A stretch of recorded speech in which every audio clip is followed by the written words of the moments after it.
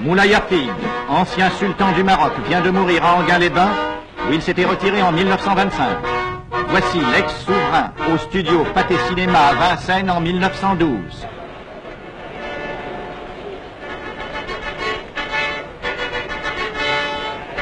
Moulay Hafid disparaît au 25e anniversaire de l'institution du protectorat français au Maroc. C'est après, dans son palais, que fut signée par lui le 30 mars 1912 la convention franco-marocaine. Elle fixait le principe de réformes reconnues indispensables pour affermir la souveraineté du sultan, rétablir la paix, faire renaître la prospérité dans le pays. La plus grande misère régnait alors sur l'empire chérifien, livré sur la plus grande partie de son territoire à des désordres sanglants. Le général Lyautey, nommé résident général au Maroc, mit aussitôt en œuvre de puissants moyens pour occuper et pacifier le pays. La conquête de Taza ouvrit le chemin de l'Atlas, où s'agitaient de redoutables tribus rebelles. L'occupation de Taza permit aussi de réaliser la liaison avec l'Oranie par chemin de fer à voie étroite.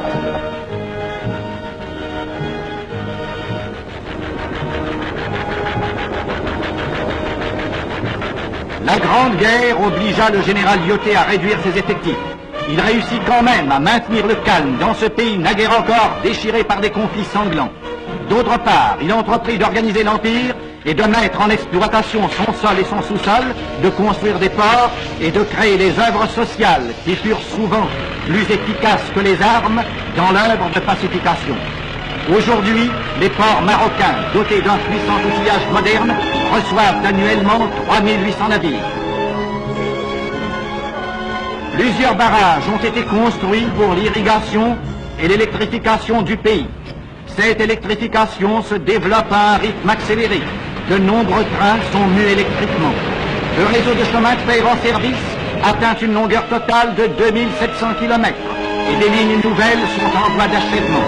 Les ouvrages d'art d'une hardiesse qui fait honneur au génie français ont été construits. Le réseau routier dépasse 6700 km. Le nombre d'autos est proportionnellement plus élevé au Maroc que dans la métropole.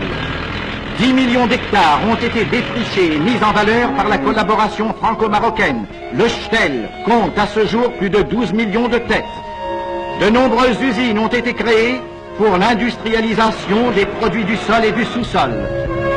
Des villes modernes ont surgi en quelques années au centre des régions les plus riches du monde. Des lignes aériennes les relient entre elles et 10 heures à peine les séparent de la France.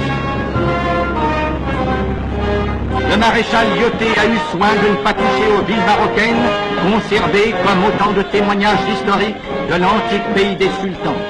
Sans toucher aux coutumes ni aux mœurs des indigènes, la civilisation française a réalisé une transformation presque miraculeuse. Le sultanat a retrouvé son prestige et rétabli sa domination.